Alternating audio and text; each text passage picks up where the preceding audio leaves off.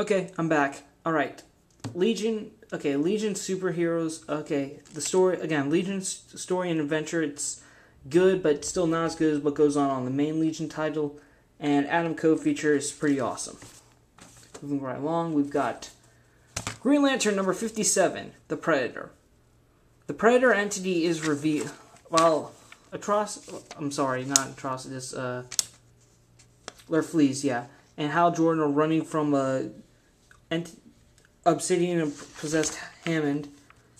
Hammond escapes, and Fleas is freaking out over the loss of his lantern. And it's revealed that the Star Sapphires need a new power source for their lantern, or else all the rings are going to die out.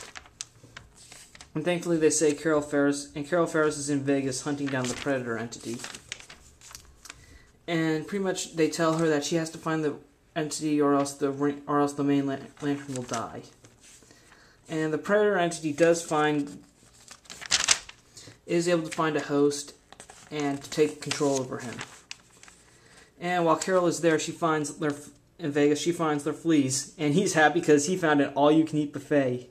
He loves it, which makes it very happy for a guy who has an internal struggle of greed. And while Carol fights the Predator briefly, Hal shows up saying that he was here for her because he was worried Hammond might find her. But then she points out that the Predator is there. And during the fight, it's revealed that that it's not the entity that's corrupting the host, but it's the host that corrupts the entity. Which is an interesting take on this now, since usually you think the entity's control of it, but now the controller is corrupting the entity. So Carol is able to get the Predator out, and she takes it back to the Star Sapphire homeworld. And then Carol is able to convince them not to use the Predator because it's still like a living creature and stuff. And then the Sapphire Queen decides she'll give up her entire life to power the. She'll give up her life and power to keep the main lantern going. And she decides to pass the title of Sapphire Queen to Carol Ferris. And we get a little thing here with her fleas saying he wanted to be queen. Just strange, funny, but strange. Still, Green Lantern 57. I thought that was good by changing they now have another entity that they can keep track of, and it's an interesting take because normally the entities have taken control over the host in the past, such as Parallax and Obsidian. But I'm sorry, I meant the orange. By Obsidian, I mean the orange entity. I'm not so sure if I got that name right, but it's still an interesting take to know that the host can corrupt the entity as well. So, Green Lantern 57, not really a must-have, but, just in case you want to pick it up, that's fine. Okay, now for the Bat titles. Batman and Robin number 14. Let me just say, the art is terrible. I do not like Fraser Irving's art at all. It's just bland and dull. It's not really exciting at all. I mean, I really did not. I mean, this is a good story, but I just had trouble trying to find out where each thing takes place because there's not much in the background. I mean, I don't know where the hell Batman and Gordon are, or how the hell Batman even got back to the cave or not. It's just weird. There's not much attention to the background at all, so you don't really know where they are. I mean, the story, the writing is good. Morrison's writing good. Also, usually it's like above average as usual, but this artwork is just terrible. I don't like it. In fact, I would pretty much say that out of the two books that I did not like the artwork, I would say this one was actually better than this one. Okay, so there. That's what I have to say. Moving right along, Red Robin number 16, and Tim Drake comes face to face with his own version of the Joker, Anarchy. And it's revealed that Anarchy has been trying to figure out who Third Robin, its identity by killing off teens who he's narrowed down by body type and hair color.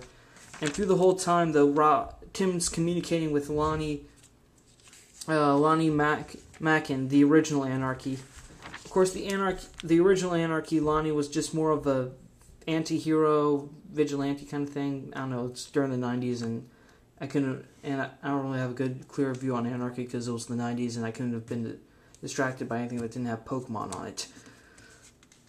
Anyways, the second Anarchy is more violent and more of a sociopath than the original. And Tim's pretty much ignoring the life of Tim Drake.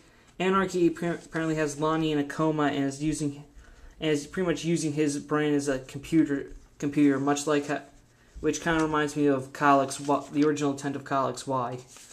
And so once he gets to his last choice, and he automatically eliminated. Unfortunately, Tim's accident where he faked being shot not only got Vicky Vale off his back, but Anarchy as well, because he eliminated Tim Drake. So now Tim finds Anarchy, fights him, and right when Tim has him, though, Anarchy reveals that he left bombs in his penthouse where Lonnie is, and he's going to set him off. So Tim goes off. Tim's able to get Lonnie out of there. Unfortunately, Anarchy gets away. And Tim takes a brief look at his father's old apartment where he was murdered, and sees a nice loving couple there, and he's happy to know that the cycle begins anew or something. And Tim goes and sees Captain Boomerang, though, which I did love the confrontation between Tim and Captain Boomerang. He pretty much tells him that if he gets out, Flash won't save him, Waller or the Suicide Squad won't save him, because once he gets out, he'll know what someone with the last name Wayne can take from him.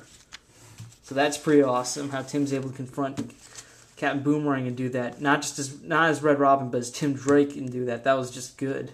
Well, technically Tim Wayne. I'm not entirely sure what he prefers, though it usually varies. But Red Robin I still like it. I mean, Red Robin, the series is good. I always found Tim Drake to be... Tim's like my second favorite Robin. First being Dick Grayson, but still, Tim is an awesome character. And Red Robin is just great. Alright, now for the last comic. Batman 703. Batman and Robin are off chasing a criminal across the city. But when they think they have him, their criminal's gone. So after they searching through sewage, Dick reveals that apparently they might be after an old criminal of Batman's called the Getaway Genius. And of course, long ago, since Batman let him get away, Dick also has a flashback to when he was Robin and asks Bruce how could he have let him go? And then when Tim comes by, hoping to shed some knowledge on the identity, he also shows him an article written by Vicky Vale about what happened back with the original Getaway Genius. And Dick goes and confronts Vicky Vale and puts a tracking device on her bag. And apparently it's revealed that the Getaway Genius that Dick and Damien are chasing is actually the original's daughter. Kind of a succession of the crime fighters to the criminal. Interesting. And while Damien's talking to Alfred tries to tell him the truth about what Bruce really did that night with the criminal. And Batman and Robin show up, and they're able to stop the Getaway Genius, thanks with some help from Red Robin.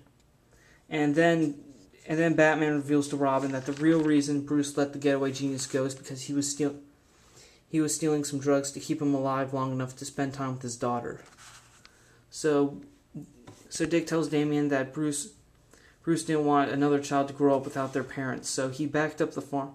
So he reimbursed the clinic and set up a health insurance plan for the Getaway Genius.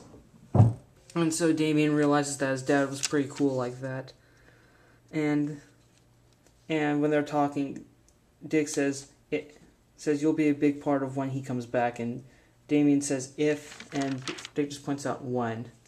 And then we have Vicky Vale still thinking that she can prove, with finding the tracking device on her bag, saying that now she can prove that Batman, Robin, and Red Robin are actually the Wayne boys. Don't know why I said that, but...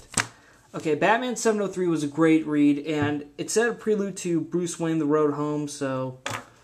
I'm not so sure if it counts as a prelude, but it just means that they're focusing more on Bruce since his return's coming. Alright, I'm running out of time, so Spider-Man 1991 saying, see you next week.